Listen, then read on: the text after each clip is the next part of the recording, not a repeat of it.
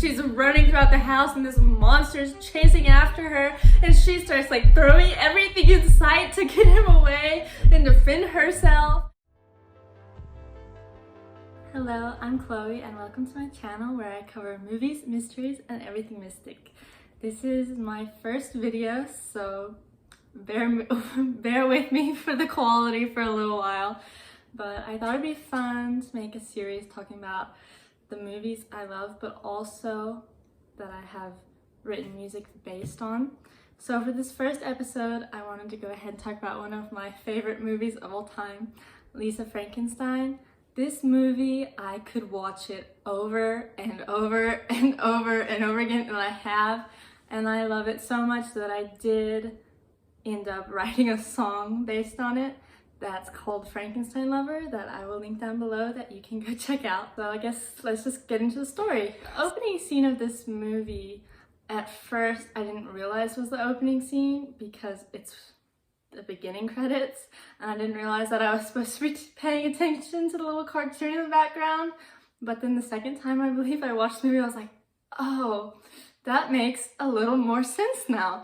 So it starts out with who we later find out to be the monster, or I believe they call him the creature, but I'm gonna refer to him as the monster because it's just easier. It starts out with his backstory, and he's this young boy that becomes an orphan, and he grows up and becomes a musician, specifically a piano player, and he falls in love with this singer, match made in heaven, I know, but then the singer leaves him for a guitar player. Every pianist's worst nightmare, except for mine, because I can play both. So he's really sad, obviously, and it never really says how he dies. He just dies, and there's little lightning bolts, because it's Frankenstein, you know? So he gets buried in this graveyard, which later becomes Bachelor's Grove. And Bachelor's Grove is where a lot of scenes take place in this movie, and it's actually where we get to meet our main character for the first time. So our main character is a girl named Lisa Swallows. She's a bit of an oddball. That's her character. She's a little quirky, not like the other girls. She's really into creepy things like graveyards, and you know, she's living at this new house, new school, new town, new mom, new stepsister, but she's still living with her dad. Her name's Taffy, the stepsister. And Taffy is the complete opposite of Lisa. It's very black cat, golden retriever vibes, you know? Lisa, obviously being the black cat, and Taffy, she's very put together. Her hair's neat, her makeup's neat, she's a cheerleader. She wins a lot of pageants, which comes back later. Also, real quick, while I was editing the video, I realized I left out a very important part here. So, as I mentioned, Taffy wins a lot of pageants, and for one of these pageants, she won, it's basically like a she shed. Like, it has a tanning bed in there, and it's just like decorated with all her trophies and her beauty supplies. But the tanning bed is really what's important, and I can't believe I forgot to mention it. So, continue. And she's just very not like Lisa at all, which I think is a really good dynamic for this movie. So they're getting ready in this bathroom, and Lisa's like, do I have to go? I don't want to go. They're going to a party. And Taffy's like, of course you have to go. Like, come on, it's the biggest party, or it's the first party, I'm not sure which one, but like, it's important. Then they're in the car, they're driving there, and Taffy, she's trying to make conversation with Lisa, you know? She's like, are you like your new school? And Lisa's like very unenthusiastic, does not care, like it's okay, it was like my last one, she says. And Taffy's like, okay, that's not much to work with. And then she's like, do you like anyone, Lisa? You know, everybody's gonna ask that question. And Lisa, at first, she doesn't really respond. She's just like, Taffy's like, come on, Lisa, I know you have to like somebody. And so Lisa, eventually she gives in and she's like, okay, I do. And Taffy's like, oh my God, who is it? And Lisa says, it's Michael Trent. And Taffy's just like, I don't know who that is. And Lisa's like, how can you not know who he is? He's the editor-in-chief of the school lit mag, like, come on. And Taffy's like, not ring any bells. And so they arrive at the party, and Lisa bumps into none other than Michael Trent. and she's fangirling on the inside. She's like, oh my god. She doesn't know what to do. She's a little awkward. She's feeling, she just keeps looking at him like this. And he's got this leather jacket. His hair's so nice. And she's just like, hi, you know? And they start talking to each other a little bit. And Lisa finds out that Michael has not only read, but also likes her poem that she submitted to the school paper. And so she's really happy about this, because I think everyone would be. And she's just like, oh my god. And I think she's really drawn to him because he's a bad boy, but he's a well-read bad boy, you know? And then Tamara comes. Now Tamara, I believe that's her name. I'm not too sure. I usually just call her the goth girl. So the goth girl comes in. I think she's like buddy with Michael, and she's like, who is this? And Lisa's like, we have classes together. And the goth girl's like, when? And Lisa's like, this semester. Like, I don't know, it's not clicking. And so then Tamara's like, okay, well, do you want a drink? And Lisa's like, she's kind of hesitating. It's not really her style. And the goth girl just Jetson is like, I told you she's not a partier. And so Lisa's like, okay, give me the drink. I will take the drink now that you said that, because I'm gonna prove you wrong. I am a partier. I do go to parties. So she takes one sip of this thing, and she's already delirious. Something was clearly in the drink. And so she's stumbling, and she makes her way into the house, and she's like on the ground, and she's like this behind the couch. And then this guy comes, and he's like, Lisa? Are you okay, Lisa? He's like, it's me, Doug. I'm your lab partner. And Lisa's like, oh, okay, Doug. So Doug helps her up, you know, he's trying to get her to an area where she can chill out, and she's absolutely out of her mind. Like, whatever was in that drink is so strong, because she's looking at the walls and like everything's moving. The paintings are alive, and she's just like, what? He takes her to a bedroom, and she pukes everywhere. And he's just like, he's being sweet. He's holding her hair, rubbing her back. He's saying like, oh, it's okay, you know, don't worry about it. And then he sets her down on the bed. And then this is where Doug, who originally I thought was going to be a sweet character, turns out to be, I believe, the worst character of this. Doug gets what he deserves in the end. That's a little spoiler. But I was like, are you kidding me?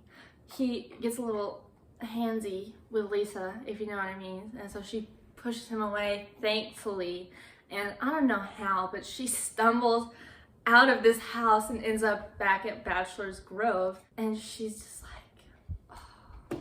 And she goes over, she finds this grave. Now this one grave in particular is her absolute favorite. She visits all the time. She brings him gifts, and she just talks to him. And this grave, it has a monument of his face. And so it's somebody she can, you know, lack of a better term, see, she can hang out with, I guess. And so she goes to him, and she kind of just like strokes his face, and she's just like, I wish I was with you. And then she, once again, I don't know how, somehow finds her way back home, and she goes inside, and she goes to her bathroom, and there's this huge mirror in front of the sink, and she's just still out of her mind a little. She just shatters this mirror into hundreds, if not thousands of pieces, and then she just goes to bed. Next morning, her stepsister Taffy comes in and is like, Lisa, Mom knows what you did in the bathroom, and she is not happy at all. So Lisa's like, gets herself prepared mentally, and she goes downstairs, and she meets the whole family, and everybody's just kind of sitting in the living room. And her dad, I think this is the first time we see her dad, is just on the couch eating cereal, not really, doesn't have a care in the world. There's not a thought behind those eyes at all. And then we find her stepmother, Janet. Janet, I don't know how else to describe her other than the most, well, not the most, because I think Doug's the most insufferable, but she's a close second. I really do not like Janet at all. She believes she's better than you, and everybody else has problems, and she's just perfect. And she calls herself, she's an IP, intuitive person, and she knows when something's wrong. And to make it worse, she's also a psych nurse, so she's really, everybody else has problems but her. So she's like, Lisa, what the hell? Like, why did you break the bathroom mirror? Like, what's going on? Lisa tries to explain, like, oh, it was an accident. You know, she's a little mumbling like that, not really explaining. And so Janet's like, Dale, that's her father's name. Dale, get it together, discipline your daughter, like that. And Dale's just like, he's still eating his cereal, like, clean it up. And Janet gives him like this death stare, like, and Dale, like, what else? And then he's like, and pay for it. Lisa is at her work. Now Lisa's work, again, I love how they wrote this, but it comes back later. I'm not really sure what she is, if she's a seamstress or she just fixes clothing. I think she works at like a dry cleaning place. And so then she's sitting there, she's sewing, and the bell rings, signaling somebody comes in, and she's like, hey, how may I help you? Not really paying attention. And then the customer talks and she whips her head. It's Michael. Michael's back. And so she's like, what brings you here, Michael? And so he brings in his leather jacket from before. I guess it had gotten stained from the night before, and he sets it out. And once he leaves, she like grabs it and she sniffs it like this, which I can't blame her, but her boss was like right there, so it's a little odd. And she comes home from work later that night, and she's in a pretty good mood because Michael came in.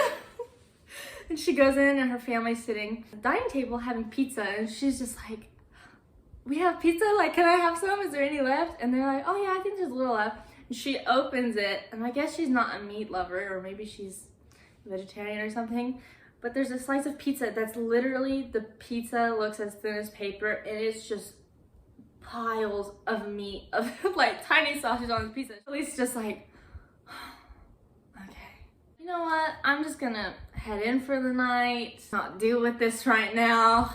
And so Janet gets up and she's like, how can you possibly be tired? You just sat at a desk all day, whereas Taffy just got done with an excruciating cheer practice, and they have her doing all these stunts and things, and she still has the energy to be a part of this family. She's just going hammer on Lisa right now, and Taffy stands up and tries to defend her, and is like, well, I'm sure Lisa's fingers hurt from all that sewing today. That's what she says. And Lisa's like, not really. And she's like, I'm just gonna go.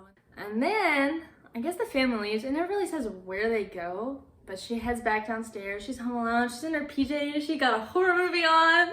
She's like, this is the life. She starts hearing this knocking, and she's like, is that in the horror film? Is it not? And then she starts hearing this like god awful like groaning sound, and she's just like, I don't think that's in the horror movie. But before she can really like think about what's going on, she just hears like glass just shatters, and it's in the living room. This huge glass window is just gone now, and she looks and she's like, what is that? It's this creature, this monster, and he's walking like this, and he's just covered in mud and sludge and just like, I don't even know what. And so Lisa, like anybody, freaks out and starts screaming and like wailing and flailing her arms, and she's running throughout the house, and this monster's chasing after her, and she starts like throwing everything in sight to get him away and defend herself, and he just keeps coming, and she's like, I don't know what to do. And then she winds up on the roof, and he's not following her anymore, so she's like, okay, maybe I'm okay. And so she's trying to like hangs off, and the monster comes out and tries to catch her, which I thought was sweet. She did not think was sweet, but she lets go and she falls on top of him like this, like face first, and she screams, and he throws up all over her. She runs back in the house, and I guess he also ran back in the house, and she finds him just sitting in the floor listening to some music. And so she sits down next to him and is like, do you like this music? It's like, Lisa, what are you doing? Not really a conversation because he can't talk. We find out he's missing a hand, an ear, a tongue, and something else that will come up much later in the story. And she's just like, well, I mean, this is my life now. And so then she takes him upstairs to her room, and she has all these wax rub-ins that she did with the graves. And so he finds one. He's like, that's my grave. He's not talking, obviously. He points at himself. He's like, that's me. And Lisa's like, oh, what? She gets really excited. She's like, that's you? And he's like, yes, it's me. And then she's like, why are you here? And so he kind of takes her hand up like this and tries to kiss it, and Lisa's like, no. And she immediately remembers when she said that she wanted to be with him, and she kind of has to explain like, I didn't mean it like that. Because he took it as romantically, like they were gonna be together, live this happy life together, and he's been given a second chance. You know, his last love didn't really turn out that well, so he's really excited, and she's like, I just meant I wanted to be in the ground with you. And so he gets really sad and he starts crying, and she's like, your tears smell so bad, I cannot do this. And she pushes him into the shower and he gets all cleaned up, and it's really this awful scene in the bathtub of just worms and dirt just going down the drain. It's not great. And then they go back into her room and she's like, okay, we gotta find you some clothes because this is not working. And so they do this little fashion show montage, which I really like. And then she hears the family's home and she's like, oh my God, I have to hide you. She shoves him in the closet and closes the door, and she heads downstairs, and the family sees the house is just an utter train wreck. Like, everything's been smashed and the windows smashed. Everything is disorganized and thrown onto the floor and broken into a million pieces. And so Janet's like, Lisa, what have you done? And Lisa tries to play it off. She's like, there was a home invasion. Somebody came in, but they're gone now. And she tries to describe it, but it doesn't end very well. So Janet plays it off and says, Dale, your daughter was recreating the scene of her mother's death because earlier at the party, Taffy had been talking to her friends and we kind of got to know the backstory of Lisa. And it turns out that the reason that her father is married to Taffy's mother now is because Lisa's mother was unalived, and I have to say unalived because I don't think YouTube would like if I said the real word, by a home invader who had brought an accent and, you know, didn't end well. And Lisa heard it all in the back room, and so, you know, she's a little traumatized. So now you start to understand her character a little more, and you're like, okay, well, I mean, this makes sense now. And so Janet tries to play it off as, Dale, your daughter needs help. Like, she's just craving attention, and she got all the attention when her mother died, and now she wants that same attention now, so she's recreating everything, and I think she needs help. And Lisa's like, no, I'm not crazy. Like, I don't need help. And Janet's not having it. And Taffy tries to come to her defense a little, as she usually does. So Lisa storms off to her room, and I guess the rest of the family also just goes about the rest of their day. So then the next day, she wakes up and she opens the closet and she's still kind of tired, and the monster's still in the closet from the night before, and throws this dress at her, which I think is the best outfit of the show. It's my favorite outfit. But she got this dress, it's kind of like off the shoulder. It's a little sexy, and she has these fishnet tights and this hat and this jacket that she puts on like this, and she rides into school like this, and she sees Michael. Michael comes to her locker and they start talking for a little bit, and Taffy comes and is like, no, and kind of warns Michael, like, I don't want her to get involved with the wrong people. If you're gonna be a punk, it's not gonna work out. And Lisa's like, are you kidding me? And so then, back at the house, because the monster is still at the house, we find that Janet is home alone. She's taking care of the household duties, but she has on this podcast. Well, it's not really a podcast because this show's set in like the 80s. I don't think they were called podcasts, but it's like this radio show that she's listening to that is clearly where she's getting all her information from, that she's an intuitive person and that she just knows more than everything. And it's just like, okay, well, now that makes sense too. And then she gets called away, and the monster comes downstairs and spits a worm into her food and goes back upstairs, which becomes important later. So later, Lisa comes home, Taffy's out having a good time, Dad's at work. So Lisa comes home and she's talking to the monster, and he's trying to say, like, you know, I'm missing these body parts. Is there any way you can get them back? And he's trying to use his hands because he still can't talk. And she's like, one, not a doctor, don't know how to do that. And two, where am I gonna get these body parts from? So then she hears Janet coming and shoves him back in this closet. And Janet comes in and is like, I know what you did today. And Lisa's like, what did I do? Like, I've literally been at school all day. What did I do? And Janet's like, you put a worm in my food before you left for school, and then I had to eat it. And Lisa's like, I've not been home all day. Why would I put a worm in your food? And Janet's like, just to have you know, I called the head of the hospital this morning. You aren't being admitted to the psychiatric ward. And Lisa freaks out like anyone would because, oh my God. And so she's freaking out and Janet's just in her face like this, coming closer and closer. And then the monster opens the closet and picks up, I believe it was a sewing machine, and just, you know, whacks Janet.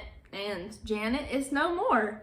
Obviously, Lisa's traumatized because it's not the first, but now the second mother that has died in front of her. And so the monster just goes and takes an ear because he needed one, and he just hands it to Lisa. He's like, this one? This one? Yeah, like it fits. And Lisa's like horrified, or at least she looks horrified. And then she says, well, I have to wait until we bury the body. So, you know, I don't think she's too upset about it.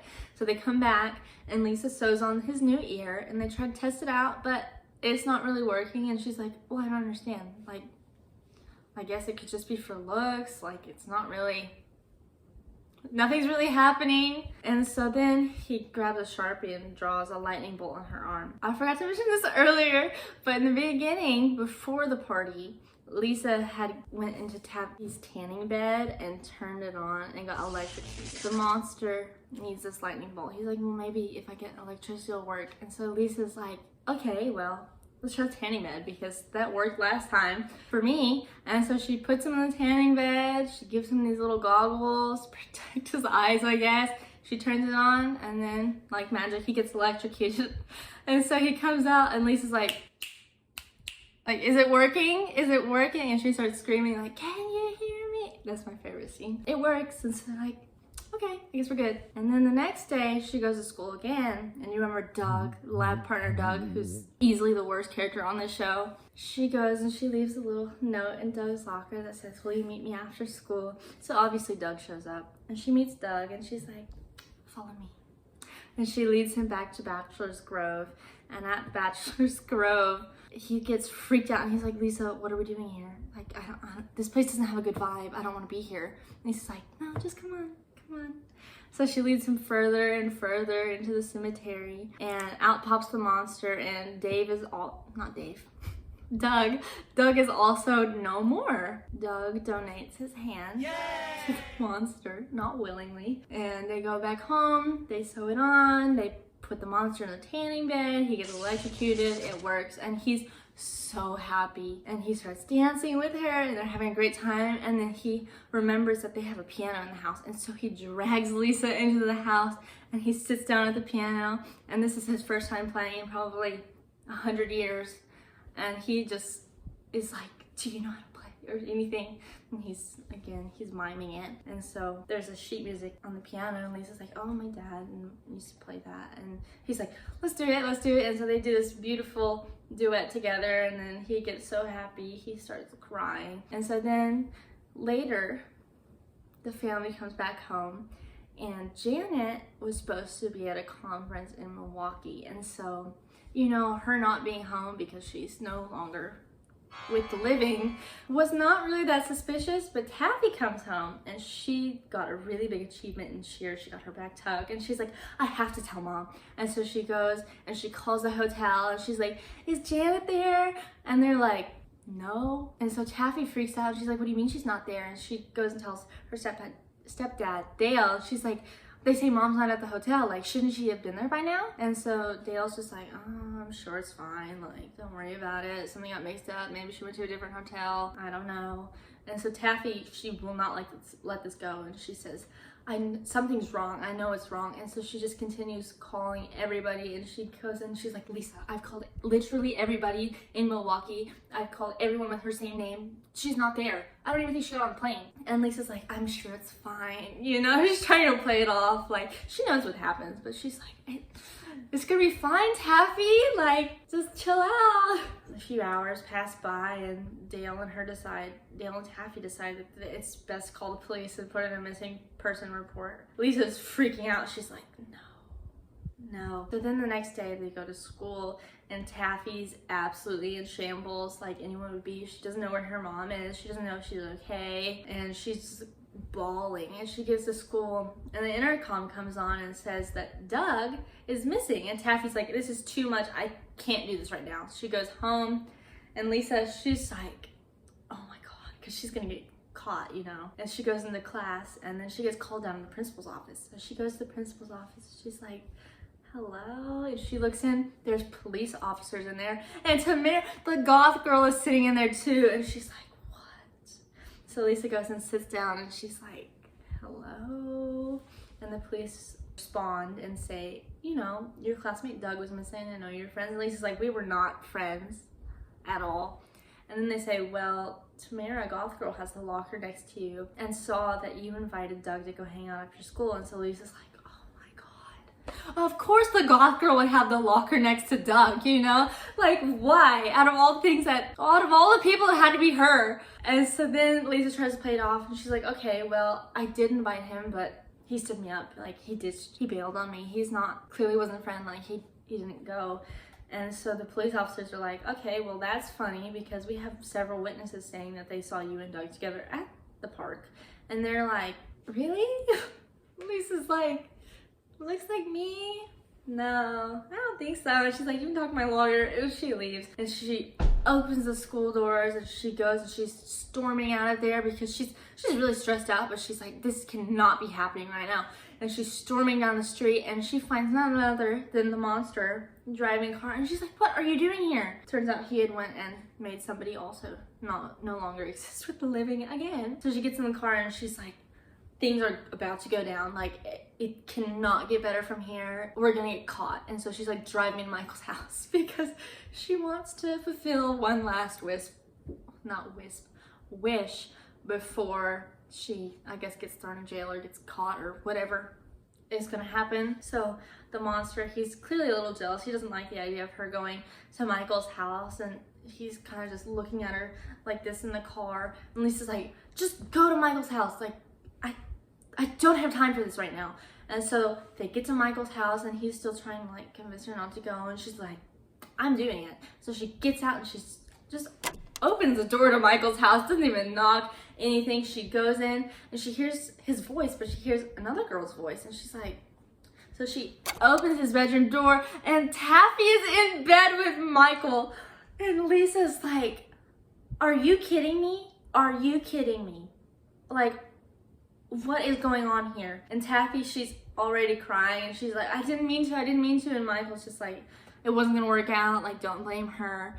And Lisa's like, you've got to be kidding me right now. And so she just starts raging, and she's like, you get to like all this stuff, but when somebody else likes this, I don't get to like it.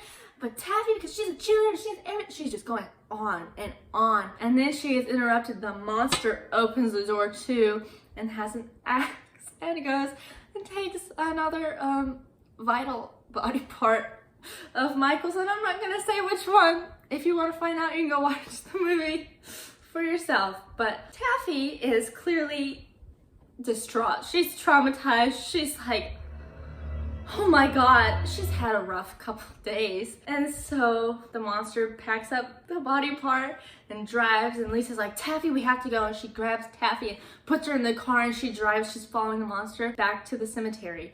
And so she gives Taffy this pep talk in the car, and she's like, you know what? You really want to be my sister, and I love you for that, but I have to go find my man. I have to go find my monster, you know? And so Taffy's just sitting there like, she's not in a good state right now. She gets out of the car and she leaves. She's like stumbling off into the middle of nowhere. And Lisa goes and she runs into the cemetery, and she goes and finds the monster, and he's burying more bodies. And they confess their love to each other, and they go on and fulfill their last wish with each other. And I'm also not gonna say what that wish was. Then after that, Lisa's like, you know, there's no way I'm getting away with this. It's just not happening. They both know what has to happen. So they take her to the tanning bed, and they turn it all the way on max, and it just bursts into flames like immediately. You're left for a little while to think that she just died, because of course she did. Like, she wasn't gonna get away with it. It's just how it was gonna end. But then after a few like credit scenes, it rolls into the very last scene, and the monster is reading this poetry, and you can only see him, so you're not sure if Lisa's there or not. But then the camera kind of pans over so you can see, and Lisa's there, and she's wrapped in bandages, and well, she's become the monster as well now.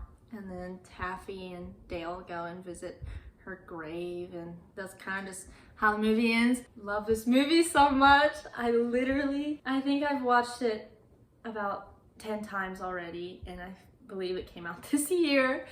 Like maybe February. Yeah, it was like a Valentine's Day movie. So after I watched this movie for the first time, I was absolutely in love with it, and I was just kind of hanging around my house, and I decided I want to watch it again. And so then I had this idea in my head, and I was like, Frankenstein lover baby, and I was like, I have to write a song for this movie. And so I quickly went upstairs, and I think I spent like 2 hours, and I was just up here with a guitar and like my lyric sheet, and I was writing away. And then that's been several months now, but now as of this week, or maybe last week, I did release the song, and it's out on Spotify, YouTube, Apple Music, really anywhere you listen to music. So go check it out if you're interested, and thank you so much for watching this video. I hope the quality was okay, and I hope, well, I will try to make the quality better in future videos, but thank you so much if you watched this far, and I'll see you next time. Can I be your Frankenstein?